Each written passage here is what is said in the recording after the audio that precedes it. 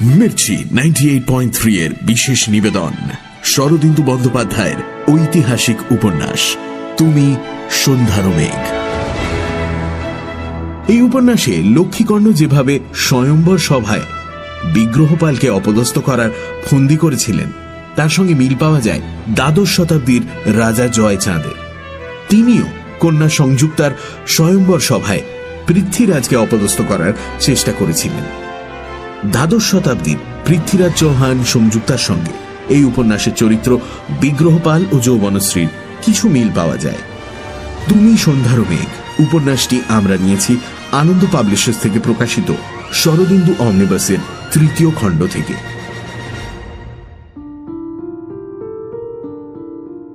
তুমি সন্ধ্যার মেঘের আগের 4টে পর্ব ছোট্ট করে বলে দিই। দুই বন্ধু বিগ্রহপাল ও অনঙ্গপাল চেদি রাজ্যে যান মহারাজ লক্ষ্মীকর্ণের মেয়ে যৌবনশ্রীকে হরণ করতে। রাজকুমারী যৌবনশ্রী ও বিগ্রহপাল ভালোবেসে ফেলে একে অপরকে। একই সঙ্গে রাজার গুপ্তচর লম্বোদরের শালী বান্ধুলির প্রেমে পড়ে অনঙ্গ। এদিকে যৌবনশ্রী স্বয়ম্বর সভা ভেস্তে দেন বিগ্রহপাল। সভায় ভীষণ গণ্ডগোলের সুযোগ নিয়ে বিগ্রহপাল ও যৌবনশ্রী একে অপরের হাত ধরে বাইরে বেরিয়ে আসেন। শুরু হচ্ছে তুমি সন্ধ্যার মেঘ পঞ্চম ও অন্তিম পর্ব।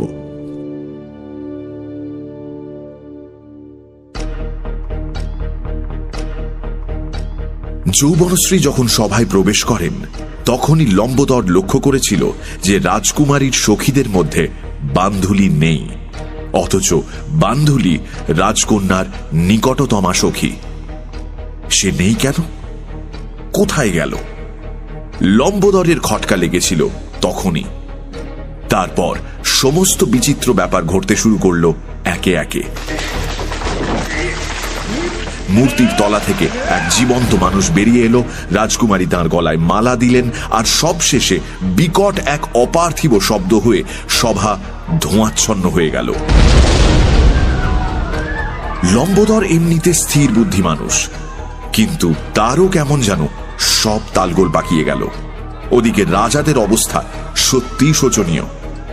এরকম আকাশভেদী শব্দ তাঁরা জীবনে কখনো শোনেননি। তাদের হাত পা একেবারে শিথিল হয়ে গেছে। তাঁরা কেউ হামাগুড়ি দিয়ে, কেউ গুটি গুটি পায়ে সভা থেকে পালানোর উপক্রম করছে। রাজকন্যার পলায়মানা সখীরা চিৎকার করতে করতে তাদের ঘাড়ের উপর পড়ে যাচ্ছে, কিন্তু কেউই কোনো ভ্রুক্ষেপ করছে না। সবচেয়ে দুর্গতি হয়েছিল মহারাজ লক্ষ্মীকর্ণের। ক্রুদ্ধ রক্তপিপাসু মন নিয়ে তরোয়াল হাতে তিনি বিগ্রহপালের দিকে ছুটে যাচ্ছিলেন। হঠাৎ পৈশাচিক শব্দের আঘাতে তিনি মুখ থুবড়ে পড়ে গেলেন। ক্রোধের জায়গায় তখন তার সারা শরীর জুড়ে ভয়।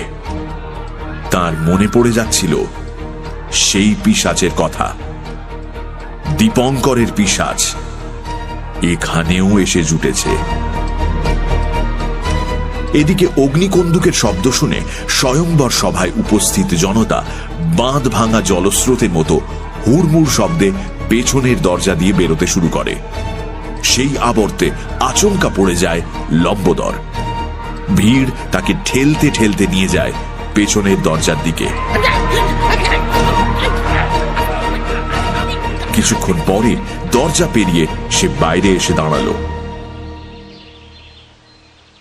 এদিকটা নির্জন, ভিড় নেই সেরকম, কিন্তু ও কি? দূরে গাছের নিচে দুটো ঘোড়া দাঁড়িয়ে আছে। শিল্পী মধুকর একটা ঘোড়ার পিঠের উপর বসে আছে আর বান্ধুলিকে টেনে নিজের কোলের কাছে তুলছে। বান্ধুলি তিল মাত্র আপত্তি করছে না, বরং সেও ঘোড়ার পিঠে উঠতে অত্যন্ত আগ্রহী। পাগলের মতো চিৎকার করে লম্বোদর সেদিকে ছুটতে শুরু করে। তার চিৎকারে অনঙ্গ আর বান্ধুলি দুজনেই পেছনে তাকালো। বান্ধুলি একবার তাকালো, তারপর ঘোড়ার পিঠে বসে অনঙ্গের গলা জড়িয়ে ধরল। অনঙ্গ ঘোড়ার লাগামে কষে টান দিতেই ঘোড়াটা হরিণের মতো লাফ দিয়ে নিমেষে অদৃশ্য হয়ে গেল। ছুটতে ছুটতে লম্বোদর দাঁড়িয়ে পড়েছে। সে জানে ঘোড়ার পেছনে ছুটে সে পলাতকদের ধরতে পারবে না। সে চোখ ঘুরিয়ে দ্বিতীয় ঘোড়াটার দিকে তাকালো। এটা কার ঘোড়া? এখানে কেন দাঁড়িয়ে আছে? জারি হোক, এর পিঠে চড়ে ওদের ধরা যাবে কি? হঠাৎ পিছনে শব্দ শুনে সে ফিরে তাকালো। দেখলো পেছনের দরজা দিয়ে যৌবনশ্রী বেরিয়ে আসছেন, আর তার সঙ্গে বিগ্রহপাল। দুজনে প্রায় হাত ধরাধরি করে দৌড়ে আসছেন এদিকে। মুহূর্তের মধ্যে লম্বোদরের কাছে সবকিছু স্পষ্ট হয়ে গেল। বান্ধুলিকে নিয়ে মধুকর পালিয়েছে, রাজকুমারীকে নিয়ে বিগ্রহপাল পালাচ্ছে। এই ঘোড়াটা তাদের জন্যই রাখা আছে। ষড়যন্ত্র, ঘোর ষড়যন্ত্র, চক্রান্ত। লম্বোদর আর কোনো চিন্তা করল না। ষাঁড় যেভাবে প্রতিদ্বন্দ্বীকে আক্রমণ করে, সেভাবে দিকবিদিক শূন্য হয়ে বিগ্রহ আর যৌবনশ্রীর দিকে ছুটল লম্বোদর। তাদের কাছে গিয়ে যৌবনশ্রীর পায়ের তলায় আছড়ে পড়ল। তারপর সমস্ত শক্তি দু হাতে জড়ো করে রাজকুমারীর পা দুটো চেপে ধরে চিৎকার করতে লাগলো।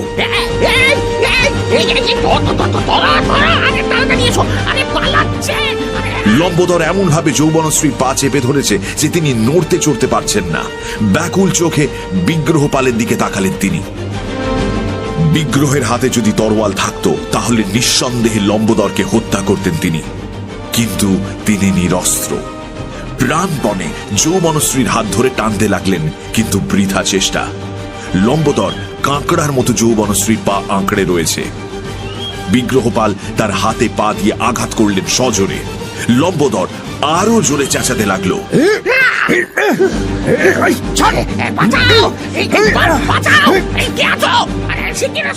এবার স্বয়ংবর সভার পাশের দরজা দিয়ে লক্ষ্মীকর্ণ বেরিয়ে এলেন। এতক্ষণে তার পিশাচ ভয় কেটেছে। তার পেছন পেছন আরো কয়েকজন রাজাও আছেন, সকলের হাতেই তরোয়াল। যৌবনশ্রী ও বিগ্রহপালকে দেখে তারা রে রে শব্দে সেদিকেই এগিয়ে এলেন। যৌবনশ্রী তাদের দেখে ভয় পেয়ে বলে উঠলেন, কুমার, তুমি যাও, আর এখানে থেকো না, ওরা তোমায় হত্যা করবে। বিগ্রহপাল বললেন, আর তুমি? আমার যা হবার হবে, তুমি যাও। না, আমার কথা শোনো কুমার, পিতা আমাকে হত্যা করবেন না। আমি তোমার জন্য প্রতীক্ষা করে থাকবো। তুমি পরে এসে আমাকে নিয়ে যেও, যাও। বিগ্রহপাল বুঝলেন নিরস্ত্র অবস্থায় মৃত্যুবরণ করা নির্বুদ্ধিতা। লক্ষ্মীকর্ণ ও অন্যান্য রাজাদের দিকে তাকিয়ে বলে উঠলেন, বেশ, তাই হবে। আমি আবার আসবো, কিন্তু একলা আসবো না, সৈন্য সামন্ত নিয়েই আসবো। তারপর যৌবনশ্রীর হাত ছেড়ে ছুটে ঘোড়ায় উঠে পড়লেন।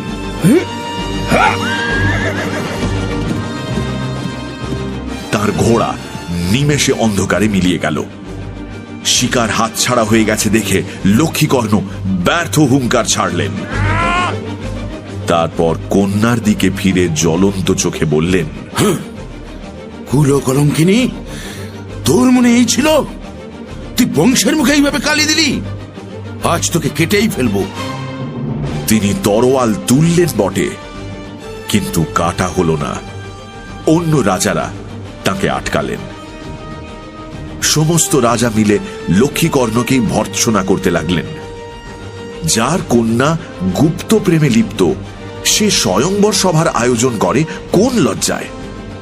যে নিজের বংশের ওপর দৃষ্টি রাখতে পারে না, সে রাজ্য শাসন করতে চায় কোন স্পর্ধায়? ইত্যাদি ইত্যাদি। মহারাজ মাথা নিচু করে সব শুনলেন, কোনো উত্তর করলেন না। রাজারা বিদায় নিলে তিনি যৌবনশ্রীর হাত ধরে রাজপুরীতে চলে গেলেন।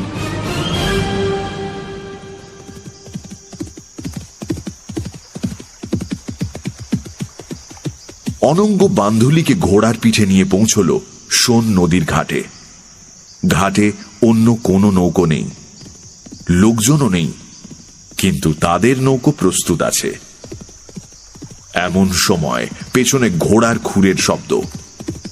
বিগ্রহপাল আসছেন, কিন্তু এ কি? একা? তাকে একা আসতে দেখে অনঙ্গ জিজ্ঞেস করল, এ কি, দেবী যৌবনশ্রী কোথায়? তাকে আনতে পারলাম না। অনঙ্গ, বান্ধুলি ও বিগ্রহপাল উঠে পড়ল নৌকোয়। নৌকো ঘাট ছেড়ে চলতে শুরু করেছে। লক্ষ্মীকর্ণের দল এখনো এসে পৌঁছতে পারেনি, কিংবা হয়তো আর আসবে না। যৌবনশ্রীকে তো তারা পেয়ে গেছে, এখন তার কি হবে কে জানে। ভাবতে ভাবতে বিগ্রহপাল এসে দাঁড়ালেন নৌকোর ছাদে। তার পাশে অনঙ্গ। দূরে সোন নদীর ঘাটে পড়ে রইল কিছু ব্যর্থ জল্পনার চিহ্ন। মহারাজ লক্ষ্মীকর্ণ যৌবনশ্রীকে হাত ধরে টেনে নিয়ে চললেন অন্তঃপুরে। সঙ্গে আছেন জাতবর্মা। তিনি নানাভাবে শ্বশুরমশাইকে বোঝানোর চেষ্টা করলেন যে কন্যা যার গলায় বড়মাল্য দিয়েছেন তাকেই গ্রহণ করা উচিত। লক্ষ্মীকর্ণ এই কথা গ্রাহ্য না করে কন্যাকে নিয়ে গেলেন নিজের শয়নকক্ষে। তারপর নানা প্রশ্ন করতে লাগলেন। কোথায় তোর সঙ্গে দেখা হয়েছিল বিগ্রহপালের? বল, কে যোগাযোগ করিয়ে দিয়েছিল? এই রাজপুরীর আর কে কে আছে এই ষড়যন্ত্রে? বল, শীঘ্র বল। যৌবনশ্রী একটা প্রশ্নেরও উত্তর দিলেন না। মাথা নিচু করে রইলেন নীরবে। উত্তর না পেয়ে লক্ষ্মীকর্ণ বেশ খানিকটা দাপাদাপি করে শেষে বললেন, বিশ্বাসঘাতিনী, তুই যেমন রাজাদের সামনে আমাকে আজ অপদস্থ করলি, আমিও তেমনই তোকে শাস্তি দেব। এই ঘরে তুই সারা জীবন বন্ধ থাকবি। আজ থেকে এই ঘর তোর কারাগার। এই ঘর। দ্বার রক্ষীকে ডেকে কড়া পাহারার নির্দেশ দিয়ে তিনি মাতৃদেবী অম্বিকার ঘরে গেলেন। তিনি বুঝেছিলেন রাজপরিবারের অনেকেই এই ষড়যন্ত্রে লিপ্ত আছেন, তার মধ্যে মাতৃদেবী অন্যতমা। ঘরে ঢুকে লক্ষ্মীকর্ণ হুঙ্কার ছাড়লেন, আপনি যে ষড়যন্ত্র করেছিলেন তা কিন্তু সফল হয়নি। অম্বিকা দেবীর মুখে উদ্বেগের ছায়া পড়ল। তিনি জিজ্ঞেস করলেন, কি হয়েছে? বিগ্রহপাল কুকুর শাবকের মতো পালিয়েছে। যৌবনেত্রীকে নিয়ে যেতে পারেনি, তাকে আমি ঘরে বন্দি করে রেখেছি।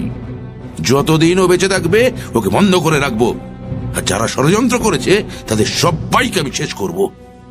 অম্বিকা দেবীর চোখে মুখে বিশেষ পরিবর্তন হল না। শুধু লক্ষ্মীকর্ণ দরজা দিয়ে বেরিয়ে আসতে আসতে শুনলেন, তোর স্বয়ংবর স্বভাব তো পণ্ড হয়েছে। লক্ষ্মীকর্ণের ক্রোধ দাবানলের মতো জ্বলে উঠল। নেহাত মাতৃহত্যা পাপ, আর এই মূর্খ প্রজারা বুড়িকে ভালোবাসে। নইলে কয়েকবার উত্তপ্ত দীর্ঘ নিঃশ্বাস ফেলে লক্ষ্মীকর্ণ প্রস্থান করলেন।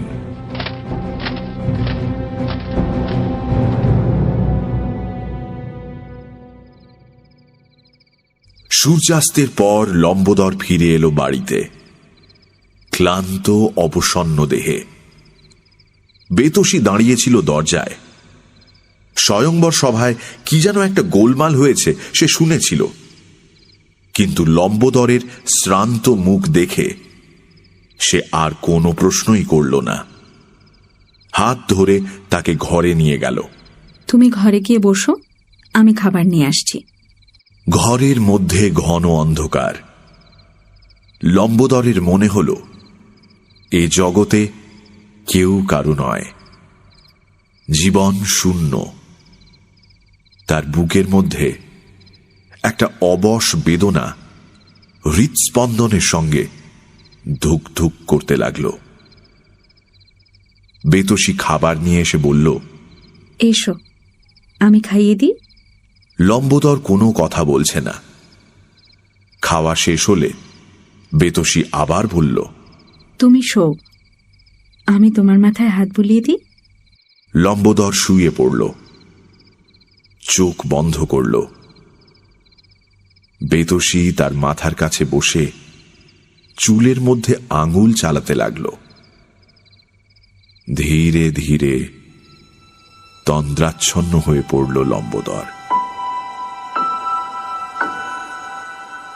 সংসারে কোনো কিছুরই অর্থ হয় না, রাজকার্য, গুপ্তচর বৃত্তি, বান্ধুলি সব অলীক, মিথ্যা। পূর্ব দিকে চাঁদ উঠেছে, পূর্ণিমার চাঁদ। চাঁদের আলো জানলা দিয়ে এসে পড়ছে বিছানায়। সেই আলোতে লম্বোদরের মুখের দিকে তাকিয়ে বেতসী আর আত্মসংবরণ করতে পারল না। নিচু হয়ে লম্বোদরের মাথাটা বুকে চেপে ধরল। লম্বোদর চমকে উঠে চোখ খুলল। এ কি? চাঁদের আলোয় ঘর ভেসে যাচ্ছে। তার মনে হলো সে যেন এক অন্ধকারময় দুঃস্বপ্ন থেকে জেগে উঠছে। এত আলো আছে পৃথিবীতে। আলো আছে, স্নেহ মমতা আছে, আর আছে আপনজন, একান্ত আপনার জন, যে সব সুখে দুঃখে জীবনে মরণে শুধু তারই। তবে কিসের জন্য এত ক্ষোভ? হাত বাড়িয়ে লম্বোদর বেতসীকে টেনে নিল বুকের কাছে।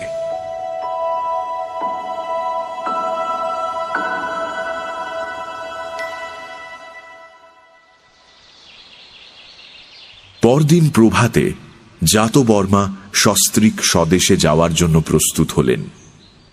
অম্বিকা দেবী যৌবনশ্রীকে বিদায় জানিয়ে বীরশ্রী রথে উঠলেন।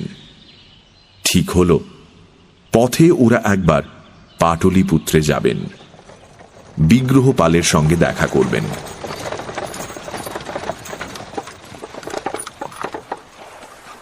সোন নদীর ঘাটে পৌঁছে দুজন বিষণ্ণ মনে নৌকোয় উঠলেন।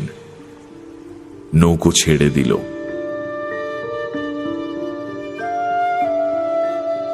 অন্যদিকে 3 দিন নদীবক্ষে যাত্রার পরে চতুর্থ দিনে বিগ্রহপাল পাটলিপুত্রের রাজঘাটে পৌঁছলেন।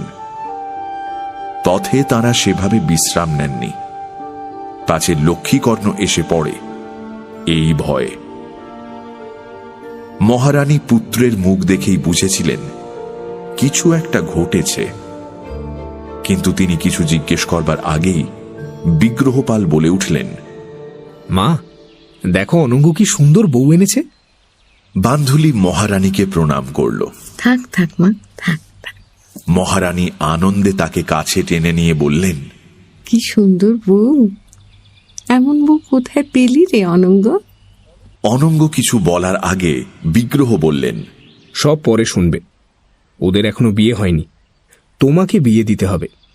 কিন্তু আগে এদিকে সংবাদ বলো, মহারাজ কেমন আছেন? মহারাজ অসুস্থ। অসুস্থ? কিছুদিন থেকে শরীরটা ভালো নেই। তোরা তার কাছে যা, তিনি তোদের আসার খবর পেয়েছেন। বিগ্রহ আর অনঙ্গ মহারাজের শয়নকক্ষে গিয়ে তাঁকে প্রণাম করল। মহারাজ নয়পাল শয্যা ছেড়ে উঠে বসলেন। তারপর বিগ্রহপালকে জিজ্ঞেস করলেন, কোথায় কোথায় গিয়েছিলে? কোন কোন দেশ দেখলে? পিতাকে সরাসরি মিথ্যা বলতে পারলেন না বিগ্রহ। সমস্ত কথা খুলে বললেন মহারাজকে। শুনে উত্তেজিত হয়ে মহারাজ বললেন, যৌবনশ্রী স্বয়ংবর সভায় তোর গলায় বড় মাল্য দিয়েছে, তবে সে তো আমার পুত্রবধূ। লক্ষ্মীকর্ণ তাকে আটকে রাখে কোন স্পর্ধাতে? আমি এক্ষুনি লক্ষ্মীকর্ণের কাছে দূত পাঠাচ্ছি। সেই যদি আমার পুত্রবধূকে আমার কাছে পাঠিয়ে না দেয়, আমি যুদ্ধ করব। চেদি রাজ্য আমি ছাড়খাড় করে দেব। মহারাজ, মহারাজ, মহারাজ, আপনি শান্ত হন। আপনার শরীর অসুস্থ। আপনি কোথায় কোথায় মহারানী? তিনি এ সংবাদ জানেন? তাকে ডেকে আনো এক্ষুনি। মহারানী এলেন। তিনি সব শুনে শান্ত হয়ে বললেন, আমার ঘরের লক্ষ্মীকে আটকে রাখে এমন সাধ্য কারো নেই। প্রয়োজন হলে যুদ্ধ হবে, কিন্তু আপাতত বান্ধুলি আর অনঙ্গর বিয়েটা দিয়ে দিই। অনেকদিন বাড়িতে তো কোনো উৎসব হয়নি। দুদিন পরে বীরশ্রী ও জাতবর্মা এসে উপস্থিত হলেন। অনঙ্গ আর বান্ধুলির বিয়ে হল মহা সমারোহে।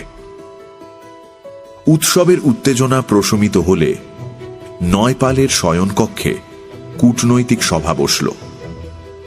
সভায় উপস্থিত কেবল 5 জন: নয়পাল, বিগ্রহপাল, অনঙ্গ, জাতবর্মা ও সচিব যোগদেব।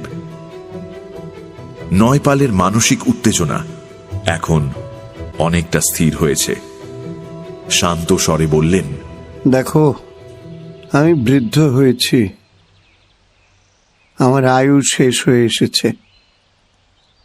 তোমরা নবীন, আজ নয় কাল রাজ্য শাসনের ভার তোমাদের ওপর এসে পড়বেই। তোমরা বলো, এখন আমাদের কর্তব্য কি? জাতবর্মা বললেন, আমি আমার শ্বশুর মশাইকে যদ্দূর চিনি, দুধ পাঠিয়ে কোনো লাভ হবে না। অন্য কোনো কৌশল নেওয়া সম্ভব নয়। শ্বশুর মশাই সাবধান হয়েছেন। যৌবনশ্রীর ঘরে এখন কড়া পাহারা, গোটা রাজপুরী ঘিরেই কড়া পাহারা রয়েছে। তাহলে তো যুদ্ধ ছাড়া আর কোনো উপায়ই থাকে না। যদিও আমি যুদ্ধের পক্ষে নই, তবু যুদ্ধ যদি করতেই হয়, অমত আমার নেই। বিগ্রহ নির্বাক। অনঙ্গ কোনো কথা বলল না। সকলেই নীরব দেখে জাতবর্মা বললেন, মহারাজ, আপনাকে মন্ত্রণা দেওয়া স্পর্ধা আমার নেই, কিন্তু অবস্থা যা দাঁড়িয়েছে, যুদ্ধ ছাড়া যৌবনশ্রীকে উদ্ধার করা সম্ভব নয়, এবং যুদ্ধ যদি করতেই হয় তবে যত শীঘ্র সম্ভব প্রস্তুত হওয়া প্রয়োজন। এই মুহূর্তে শ্বশুর মশাই একটু বিপাকে পড়েছেন।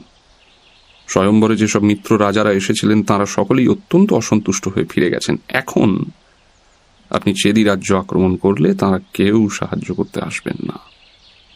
শ্বশুরমশাই ভয় পেয়ে আপনার হাতে যৌবনশ্রীকে অর্পণ করবেন। নয়পাল এই প্রস্তাবে প্রফুল্ল হলেন। ঠিক হল, তিনি জাতবর্মার পিতার কাছেও যুদ্ধে সাহায্যের জন্য পত্র লিখবেন। 7 দিন পরে বীরশ্রী ও জাতবর্মা বিদায় নিল পাটলিপুত্র থেকে। স্বয়ংবর শেষ হয়েছে বেশ কিছুদিন।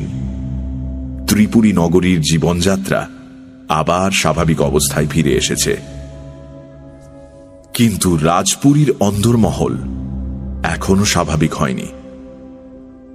যৌবনশ্রী বন্দিনী নিজ কক্ষে একা একা, দিন কাটে তো রাত কাটে না। দাসী খাবার রেখে যায়, তিনি কখনো খেতে বসেন, কখনো দূরে সরিয়ে রেখে দেন। মহারাজ লক্ষ্মীকর্ণের অবস্থা সবচেয়ে মর্মান্তিক। যতদিন যাচ্ছে অপমান আর লাঞ্ছনা ততই গভীরভাবে তার মর্মে প্রবেশ করছে। এমতো অবস্থায় যুদ্ধ ছাড়া তার মনে কোনো শান্তি নেই। মন্ত্রীরা তাকে বুঝিয়েছেন, মগধের বিরুদ্ধে যুদ্ধ করতে হলে পরিপূর্ণভাবে প্রস্তুত হওয়া দরকার, কিন্তু এখন রাজকোষের অবস্থা খুব একটা ভালো নয়। আর তাছাড়া এখন দরকার হলেও মিত্র হিসেবে কোনো রাজাকে তিনি পাশে পাবেন না। লক্ষ্মীকর্ণ অবশ্য এসব যুক্তি মানতে নারাজ। তিনি এক্ষুনি বিগ্রহপালকে শায়েস্তা করতে চান। ইতিমধ্যে মগধের দূত এসে উপস্থিত। অগ্নি দাবানলে পরিণত হল। মহারাজ বজ্রকণ্ঠে যুদ্ধ ঘোষণা করে দূতকে বিদায় করলেন। মন্ত্রীগণ রাজার মানসিক অবস্থা বুঝে আর কোনো উচ্চবাচ্য করলেন না। রণসজ্জা শুরু হল। যুদ্ধের কথা অম্বিকা দেবীর কানে গিয়েও পৌঁছল। শরীর অশক্ত হলেও চিন্তা করবার যথেষ্ট শক্তি তার আছে। তিনি 2 দিন ধরে একাগ্রভাবে চিন্তা করলেন। হঠাৎ মনে পড়ে গেল, বিগ্রহপাল ত্রিপুরীতে এসে জ্যোতিষী রন্তিদেবের বাড়িতে ঢুকিয়েছিল। তিনি পথ দেখাতে পারেন। অম্বিকা দেবী পুত্রকে ডেকে পাঠালেন। লক্ষ্মীকর্ণ ভাবলেন মাতৃদেবী নিশ্চয়ই যুদ্ধের নামে ভয় পেয়েছেন, এবার কাকুতি মিনতি করবেন। অম্বিকা দেবী কিন্তু কান্নাকাটি করলেন না। লক্ষ্মীকর্ণ এলে তাকে বললেন, জ্যোতিষকে পাঠিয়ে দে, কবে মরবো জানতে চাই। আমার সভা পণ্ডিত নেই, আমি তাকে দূর করে দিয়েছি। তোর সভা পণ্ডিত চাই না, তার জ্ঞান বুদ্ধি তোর মতোই হবে। রন্তিদেবকে ডেকে পাঠা। রন্তিদেব, এর কথা লক্ষ্মীকর্ণের একেবারেই মনে ছিল না। লোকটা স্পষ্টবাদী, পাণ্ডিত্যও আছে। এদিকে রন্তিদেবও যে তার বিরুদ্ধে ষড়যন্ত্রে সমানভাবে লিপ্ত আছেন তা লক্ষ্মীকর্ণ ঘুণাক্ষরেও জানতে পারেননি।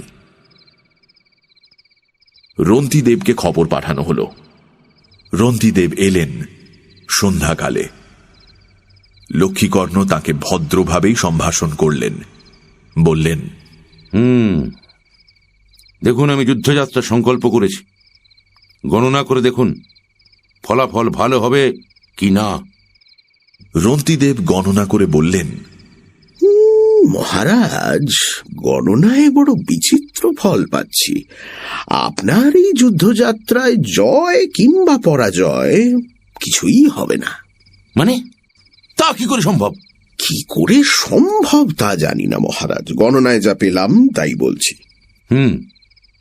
পরাজয় হবে না বলছো? প্রাণের আশঙ্কা নেই? না মহারাজ। ভালো ভালো। যদি আপনার গণনা সত্য হয়, এই অভিযান থেকে ফিরে এসে আমি আপনাকে আমার সভা জ্যোতিষী করব। মহারাজের অনুগ্রহ। লক্ষ্মীকর্ণ দক্ষিণা দিয়ে তাকে বিদায় করার সময় অম্বিকা দেবীর কথা মনে পড়ায় বললেন, মাতৃদেবী একবার আপনাকে স্মরণ করেছেন, ওনার মৃত্যুকাল জানতে চান, একবার দেখা করে যাবেন। রন্তিদেব অম্বিকা দেবীর ঘরে পৌঁছলে অম্বিকা দেবীর চোখের ইঙ্গিতে সেবিকাদের বিদায় করলেন। তারপর চুপি চুপি রন্তিদেবকে বললেন, মৃত্যুকাল জানার জন্য তোমাকে ডাকেনি।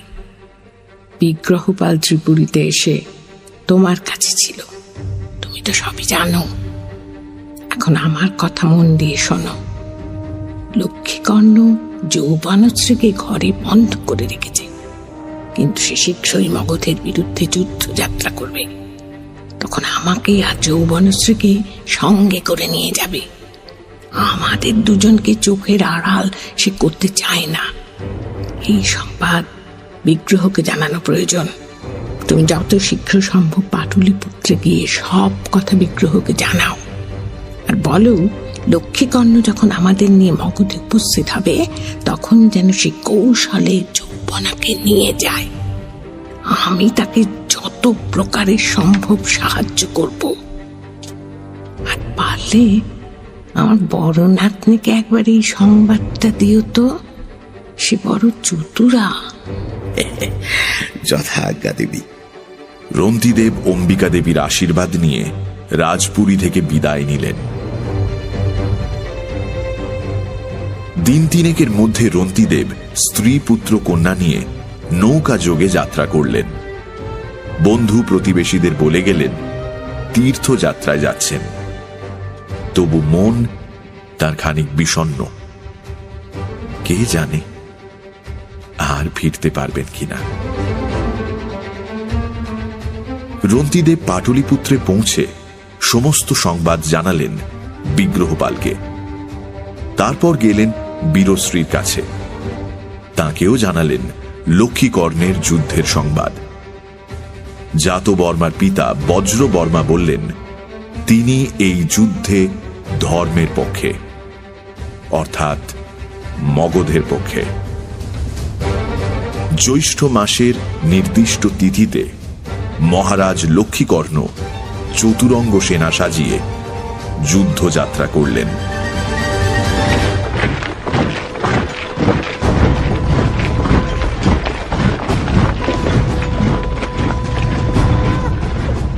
রাজমাতা অম্বিকা ও রাজকুমারী যৌবনশ্রী চলেছেন আলাদা আলাদা পালকিতে। শাঁখ ডঙ্কা বাজিয়ে বিপুল বাহিনী ত্রিপুরী থেকে বিদায় নিয়ে মগধের অভিমুখে চলল। অন্যদিকে পাটলিপুত্রেও রণসজ্জা সম্পূর্ণ হয়েছে। যুদ্ধের উদ্যোগ আয়োজনের মধ্যে যৌবনশ্রীকে উদ্ধার করার পরামর্শ চলছে। মন্ত্রণা চক্রে রয়েছেন বীরশ্রী, জাতবর্মা, বিগ্রহ, অনঙ্গ ও রন্তিদেব। বহু আলোচনা ও জল্পনার পরে স্থির হয়েছে দুই সৈন্যদল যখন পরস্পরের সম্মুখীন হবে তখন বীরশ্রী অম্বিকা দেবীর সঙ্গে দেখা করতে যাবেন। রন্তিদেব রাজবৈদ্যের কাছ থেকে একটি অতি দুষ্প্রাপ্য চৈনিক ওষুধ সংগ্রহ করেছেন, যার নাম ওহিফেন, যাকে আফিমও বলা হয়। এটা বিষও বটে, আবার ঔষধও বটে। অধিক সেবনে মৃত্যু, কিন্তু অল্প সেবনে অনিদ্রার মহৌষধ। এই বস্তুটি যৌবনশ্রীর উদ্ধার কাজে প্রয়োজন হবে। তারপর একদিন দ্বীপ্রহরে মগধের সৈন্যদল শাঁখ ডঙ্কা বাজিয়ে যাত্রা শুরু করল।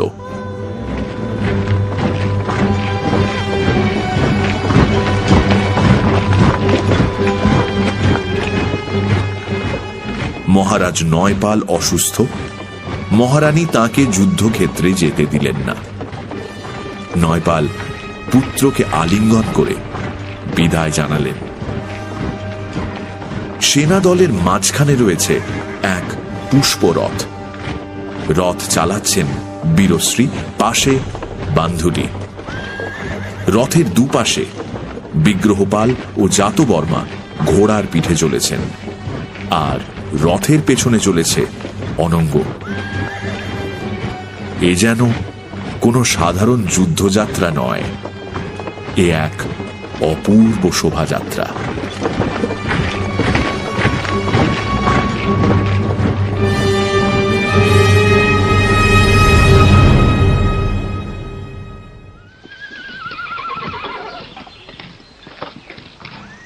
সোন নদের পূর্বতট। লক্ষ্মীকর্ণ সৈন্যদের সাময়িক বিশ্রামের নির্দেশ দিয়ে নিজেও খানিক ফলাহার করছেন। সেনাবাহিনীও খানিক আহার বিশ্রাম সেরে নিচ্ছে। এমন সময় সামনে ধু ধু প্রান্তরের ওপার থেকে কড়কড় শব্দ শোনা গেল।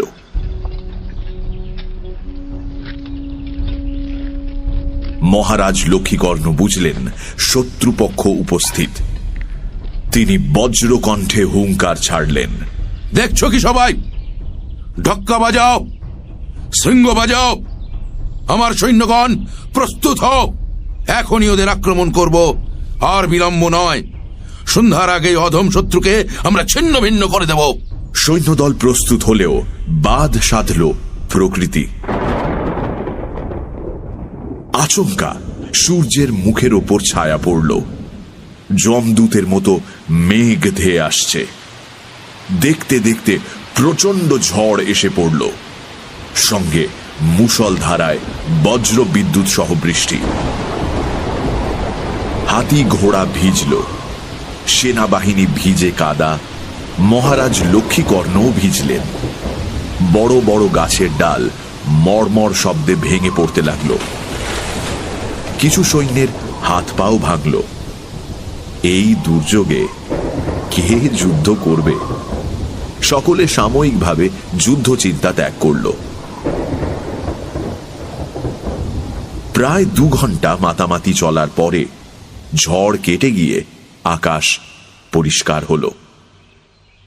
কিন্তু আর কিছু পরেই সূর্যাস্তের সময়। স্থির হল দুই পক্ষ বনের মধ্যে রাত্রি যাপন করবে। যুদ্ধ হবে আবার কাল সকালে। দুই সৈন্যদল মুখোমুখি বসে আছে। মাঝখানে প্রান্তরের ব্যবধান। দুপক্ষই সতর্ক। শালবন বাঁশবন ঘিরে রক্ষীরা পাহারা দিচ্ছে।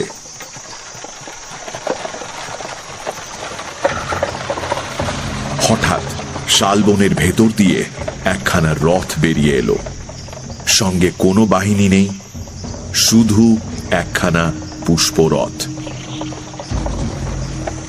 রথটি কাছে আসতে বিস্ময় আরো বেড়ে গেল। রথের চালক একজন স্ত্রীলোক, সঙ্গে আর কেউ নেই।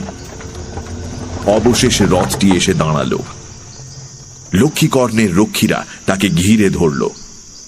রক্ষীদের একজন সাহস করে জিজ্ঞেস করল, দেবী আপনি কে? এখানে কি প্রয়োজন? বীরশ্রী রথ থেকে নেমে এলেন। তারপর মৃদু হেসে বললেন, তোমরা আমায় চেনো না। আমি মহারাজ লক্ষ্মীকর্ণের কন্যা বীরশ্রী। সকলে নিশ্চুপ। বীরশ্রী একখানা জল ভর্তি তামার পাত্র হাতে নিয়ে বললেন, হাঁ করে দেখছো কি? রথের মধ্যে ঠাকুরের প্রসাদ আছে, বার করো। আমি ঠাকুরানীকে দেখতে এসেছি। কোথায় তিনি? আমাকে তার কাছে নিয়ে চলো। একজন রক্ষী রথ থেকে এক প্রকাণ্ড থালা বের করে আনল। তাতে স্তূপাকৃতি মিষ্টান্ন। রক্ষী থালা হাতে বীরশ্রীকে পথ দেখাতে দেখাতে নিয়ে চলল। বীরশ্রী যে শত্রু শিবির থেকে এসেছেন, তার আদেশ যে অমান্য করা যেতে পারে, এ কথা কারুর মনেও এলো না।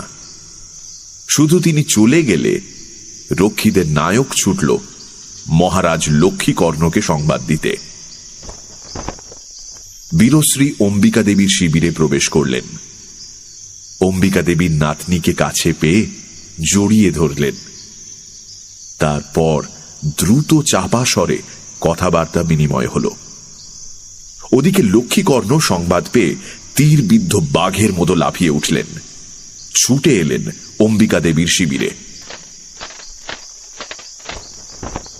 জল জল চোখে দাঁত চিপে জিজ্ঞেস করলেন বীরশ্রীকে, এই তুই কি জন্য এখানে এসেছিস? আমি ঠাকুরানীকে দেখতে এসেছি। তার জন্য গঙ্গা জল আর দেবতার প্রসাদ এনেছি। গঙ্গা জল, প্রসাদ? তুই শত্রুর গুপ্তচর। তোকে পাঠিয়েছে আমাদের সন্ধান নেবার জন্য। যা, এখনই চলে যা আমার শিবির থেকে, যা। নইলে নইলে নইলে কি? অম্বিকা দেবী বলে উঠলেন, নিজের কন্যাকে হত্যা করবি? তাই কর। তুই অপুত্রক। মেয়ে দুটোকে হত্যা কর। বংশে বাতি দেবার জন্য কাউকে রাখিসনি। লক্ষ্মীকর্ণের সর্বাঙ্গ জ্বলে উঠল রাগে, কিন্তু তাও কোনো কথা বললেন না। বীরশ্রীর চোখে জল। বললেন, পিতা, কেন আপনি আমাকে এত নিষ্ঠুর কথা বলছেন? আমি কি আপনার কন্যা নই? কন্যা? কন্যা হলেও তুই আমার শত্রু। তোরা সবাই আমার শত্রু। আমি ক্ষীর খাইয়ে এতদিন কাল নাগিনী পুষেছি। দূর হ। পিতা, কেউ আপনার সঙ্গে শত্রুতা করেনি। আপনি যৌবনশ্রীর সংবাদ সভা আহ্বান করেছিলেন। সে তার নিজের মনোমতো বরের গলায় মালা দিয়েছে। এ কি তার দোষ? আপনি কথা দিয়েও কেন বিগ্রহপালকে সভায় আমন্ত্রণ জানাননি? এ কি যৌবনশ্রীর অপরাধ? পিতা, যারা আপনার একান্ত আপনজন, আপনি তাদেরই পর করে দিয়েছেন। কিসের জন্য এই যুদ্ধ? জগতের চোখে বিগ্রহপাল যৌবনশ্রীর স্বামী। আপনি তার বিরুদ্ধে যুদ্ধযাত্রা করছেন। যুদ্ধে জয় পরাজয় যাই হোক, কার মঙ্গল হবে? পিতা, আমরা আপনার সন্তান। আপনি আমাদের প্রতি প্রসন্ন হন, ক্রোধ ত্যাগ করুন। ক্রোধ ত্যাগ করুন? না না না না, যুদ্ধ হবেই। আমি বুঝেছি। ধূর্ত নয় পাল তোকে পাঠিয়েছে চাটু বাক্যে আমাকে বশ করতে, কিন্তু তাতে হবার নয়। কালই যুদ্ধ হবে। মগধ আমি ছাড়কার করব। ওই নয় পালকে আমি শুলে চড়াবো। ভালো, আপনার যা ইচ্ছে তাই করবেন। আমি আজ চক্রস্বামীর প্রসাদ এনেছিলাম, ভেবেছিলাম প্রসাদে আপনার মন প্রসন্ন হবে। বীরশ্রী প্রসাদের থালা দুহাতে ধরে লক্ষ্মীকর্ণের সামনে এসে দাঁড়ালেন। বললেন, পিতা, চক্রস্বামীর প্রসাদও কি আপনি গ্রহণ করবেন না? চক্রস্বামীর প্রসাদ অর্থাৎ বিষ্ণুর প্রসাদ। লক্ষ্মীকর্ণ ধর্মে বৈষ্ণব। যুদ্ধের আগে ইষ্ট দেবতার প্রসাদ প্রত্যাখ্যান করা উচিত নয়। মহারাজ এক খণ্ড মিষ্টি মুখে তুললেন। বীরশ্রী বললেন, যাই, বাকিদের প্রসাদ দিয়ে আসি। আমি বেশিক্ষণ থাকবো না পিতা। যৌবনার সঙ্গে দুটো কথা বলেই চলে যাব। তাই যেও। লক্ষ্মীকর্ণ বিরক্ত হয়ে প্রস্থান করলেন। নিজের শিবিরে পৌঁছে শয্যায় শয়ন করলেন। ধূর্ত নয় পাল, বীরশ্রীকে পাঠিয়েছে সন্ধি করবার আশায়। এই কথা ভাবতে ভাবতে তিনি গভীর নিদ্রায় আচ্ছন্ন হলেন।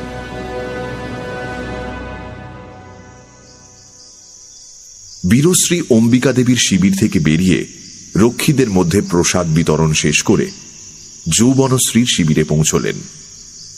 শিবিরের রক্ষীর হাতে প্রসাদ দিয়ে ঢুকে পড়লেন ভেতরে। যৌবনশ্রীকে দেখে বীরশ্রী বললেন, কি হয়ে গেছিস রে যৌবনা? যৌবনশ্রীর গাল বেয়ে বিন্দু বিন্দু জল গড়িয়ে পড়ল। বীরশ্রী আবার বললেন, আজ রাতে তোর সাথেই থাকবো এখানে। দুই বোন শয্যার ওপর মুখোমুখি বসে গল্প শুরু করলেন। বেশ কিছুক্ষণ কেটে গেছে।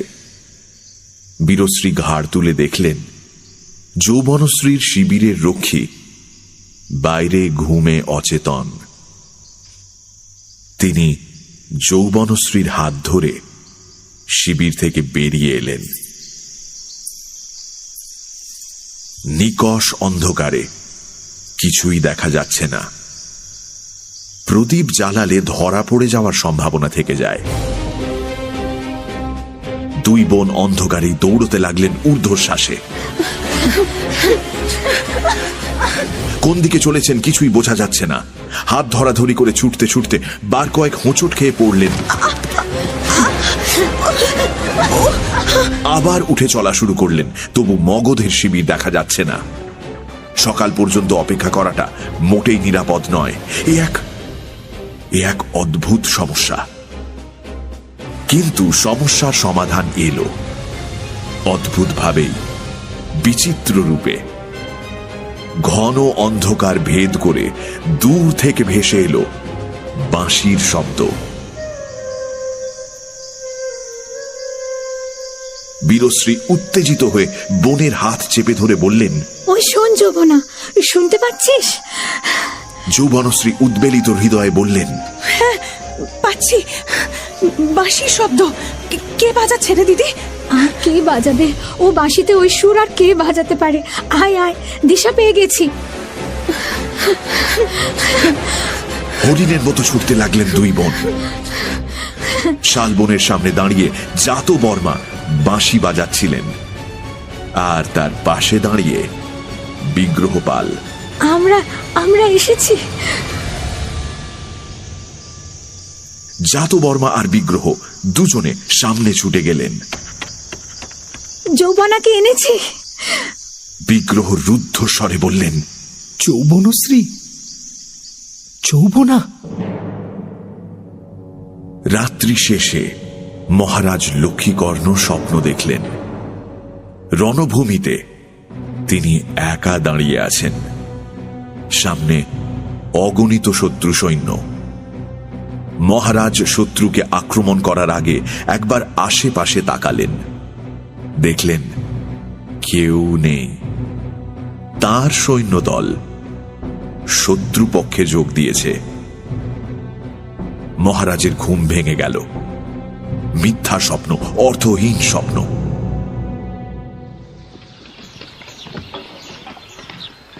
সূর্যোদয় হল। তিনি আলস্য ত্যাগ করে উঠে পড়লেন। আজ যুদ্ধ। তার আদেশে রণডঙ্কা বেজে উঠল। এবার যুদ্ধ শুরু হবে। এদিকে যৌবনশ্রীর শিবিরের বাইরে রক্ষীর ঘুম ভাঙল। সে ঘাড় তুলে দেখল যৌবনশ্রীর শয্যা শূন্য। তাহলে কি রাজকুমারী পালিয়ে? ভয়ে তার হাত পা ঠান্ডা হয়ে গেছে। মহারাজ জানতে পারলে তা যে কি হবে কে জানে। রক্ষী প্রাণের ভয়ে রাজাকে কিছুই জানালো না। রাজাও যৌবনশ্রীর অন্তর্ধানের খবর জানতে পারলেন না কোনোভাবে। তার মাথায় এখন একটাই চিন্তা, যুদ্ধ। দুই সৈন্যদল অস্ত্রশস্ত্রে সুসজ্জিত হয়ে প্রান্তরের দুধারে সারি দিয়ে দাঁড়িয়ে আছে।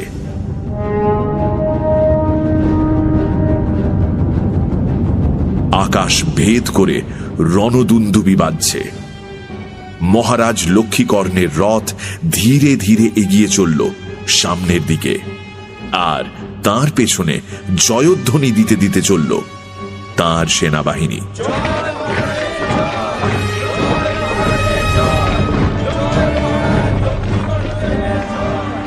প্রায় সঙ্গে সঙ্গেই মাঠের অন্য প্রান্ত থেকে একটি রথ বেরিয়ে এলো। মহারাজ তাঁর সারথীকে জিজ্ঞেস করলেন, এই কার রথ ওটা, চিনতে পারছিস? মহারাজ, মহারাজ, এ কি? ওই তো রথ চালাচ্ছেন কুমারী যৌবনশ্রী। কি যৌবনশ্রী? লক্ষ্মীকর্ণ হতভম্ব। হ্যাঁ, সত্যিই তো যৌবনশ্রী বটে, আর সাথে রয়েছে বিগ্রহপাল। মহারাজ কিছুক্ষণের জন্য স্থির হয়ে বসে রইলেন। বীরশ্রী যে এই জন্যেই এসেছিল সেটা বুঝতে আর তার বিলম্ব হল না। সঙ্গে সঙ্গে তার মনে পড়ে গেল স্বপ্নের কথা। বীরশ্রী, জাতবর্মা, যৌবনশ্রী সকলেই তাকে ছেড়ে চলে গেছে। এবার কি যারা আছে তারাও চলে যাবে? এরপর লক্ষ্মীকর্ণের মনে যে প্রতিক্রিয়া হল তা বড়ই অদ্ভুত। কুটিল মন এমনিতেই বাঁকা পথে চলে। বিশেষত মহারাজ লক্ষ্মীকর্ণের মন শুধু কুটিল নয়, জটিলও বটে। তিনি এক অভাবনীয় কাজ করলেন। লক্ষ্মীকর্ণ বললেন, থামা থামা থামা, রথ থামা, রথ থামা, রথ থামা। সারথি রথ থামালেন। পেছনে সেনার দলও দাঁড়িয়ে পড়ল। ইয়া! মহারাজ এক লাফে রথ থেকে নেমে হাতে তরোয়াল ছুঁড়ে ফেলে দিয়ে উন্মত্ত দৈত্যের মতো বিগ্রহপালের রথের দিকে ছুটলেন। বিগ্রহপালের রথও থেমে গেছে, আকাশভেদী যুদ্ধের বাজনাও থেমে গেছে। মহারাজ কি চাইছেন কিছুই বোঝা যাচ্ছে না। তিনি কি সত্যি উন্মাদ হয়ে গেলেন? বিগ্রহপাল রথ থেকে নামলেন। লক্ষ্মীকর্ণের কি অভিপ্রায় তা জানা নেই, কিন্তু তিনি অস্ত্র ত্যাগ করেছেন, তাই তিনিও অস্ত্র ত্যাগ করলেন। এদিকে যৌবনশ্রীও রথ থেকে নেমে এসে স্বামীর পাশে দাঁড়িয়েছেন। যদি মরতে হয় দুজনে একসঙ্গে মরবেন। তারপর মুহূর্তের মধ্যে অদ্ভুত ব্যাপার ঘটল। মহারাজ লক্ষ্মীকর্ণ কন্যা আর জামাইকে টেনে নিলেন বুকে। তার কণ্ঠ থেকে মেঘের গর্জনের মতো শব্দ নিঃসৃত হল। ধন্য ধন্য ধন্য, আমার কন্যা, আমার জামাই, ধন্য, ওরে তোরা ধন্য। যুদ্ধ হল না, রক্তপাত হল না। রণক্ষেত্র কোনো এক মায়াবী মন্ত্র বলে উৎসব ক্ষেত্রে পরিণত হল। যে সৈন্যদল পরস্পর হানাহানি করতে উদ্যত হয়েছিল তারাই আনন্দে বিহ্বল হয়ে একে অপরকে আলিঙ্গন করল।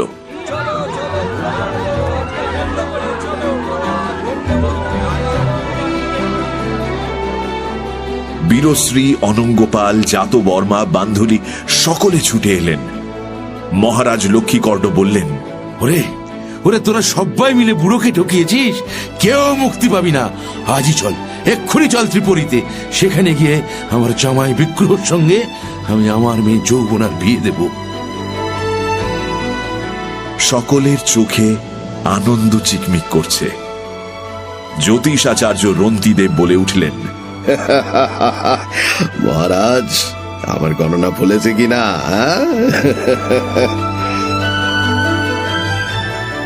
মহারাজ রন্তিদেবকে কাছে টেনে নিয়ে বললেন, পণ্ডিত, হা হা হা হা, আজ থেকে তুমি আমার রাজ জ্যোতিষী। হা হা হা। চলো জাতবর্মা, চলো বিগ্রহপাল, প্রাসাদে চলো। সেদিন ভারতের নাট্যমঞ্চে যে কৌতুক নাট্যের অভিনয় হয়েছিল, যে অভিনেতারা অভিনয় করেছিল, তারা সকলেই সন্ধ্যার রাঙা মেঘের মতো শূন্যে মিলিয়ে গেছে। কোথায় যৌবনশ্রী, কোথায় বিগ্রহপাল, অনঙ্গ, লক্ষ্মীকর্ণ? কিন্তু আজ প্রায় 1000 বছর পরে আবার সেই রঙ্গমঞ্চে একটা একটা করে দ্বীপ জ্বলে উঠছে। সমস্ত কলাকুশলীরা প্রস্তুত। অতীশ দীপঙ্কর দাঁড়িয়ে আছেন মহাবিহারের ছাদে।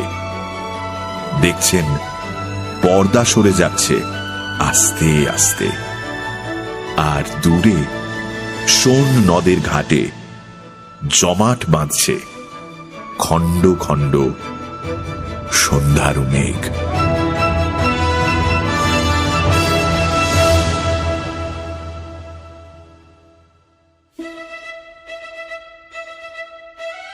শুনছিলেন মির্চি 98.3 এর বিশেষ নিবেদন শরদিন্দু বন্দ্যোপাধ্যায়ের ঐতিহাসিক উপন্যাস তুমি সন্ধ্যারু মেঘ, পঞ্চম এবং অন্তিম পর্ব।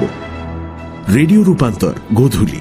গল্প পাঠে মীর, অতীশ দীপঙ্কর, দেবাশিস রায়চৌধুরী, মহারাজ লক্ষ্মীকর্ণদেব শ্রীব্রাত্য বসু, মহাধ্যক্ষ রত্নাকর শান্তি ও মহারাজ নয়পাল জগন্নাথ বসু, আচার্য বিনয়ধর পুষ্পল, বিগ্রহপাল সোমক, অনঙ্গপাল অগ্নি, জাতবর্মা অনির্বাণ ভট্টাচার্য, রাজকুমারী বীরশ্রী ইন্দ্রাণী, রাজকুমারী যৌবনশ্রী অয়ন্তিকা, বান্ধুলি গোধূলি, বেতসী শ্রী, অম্বিকা দেবী এবং মহারানী উর্মিমালা বসু, লম্বোদর উপসচিব যোগদেব, জ্যোতিষাচার্য রন্তিদেবের চরিত্রে এবং গল্পের সূত্রধার আমি দ্বীপ। অন্যান্য ভূমিকায় অত্রি, সম্রাট, সৈকত, অলঙ্কার, মণিদ্বীপ ও Richard.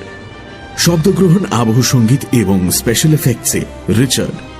Social media publicity design Godhuli, Altamas, Atri এবং টিম অ্যাস্টারিস্ক। পর্ব পরিচালনায় গোধূলি, ইন্দ্রাণী এবং রিচার্ড। সমগ্র পরিকল্পনা ও পরিচালনায় ইন্দ্রাণী। মির্চি 98.3 এর তরফ থেকে আন্তরিক ধন্যবাদ সানন্দা চক্রবর্তীকে এই বিশেষ উদ্যোগে আমাদের পাশে থাকার জন্য। আর সেই সঙ্গে একটা বড় ধন্যবাদ আপনাকে ধৈর্য ধরে এই গল্পে আমাদের সঙ্গী হওয়ার জন্য। শেষ হল শরদিন্দু বন্দ্যোপাধ্যায়ের ঐতিহাসিক উপন্যাস তুমি সন্ধ্যারু মেঘ, পঞ্চম ও অন্তিম পর্ব।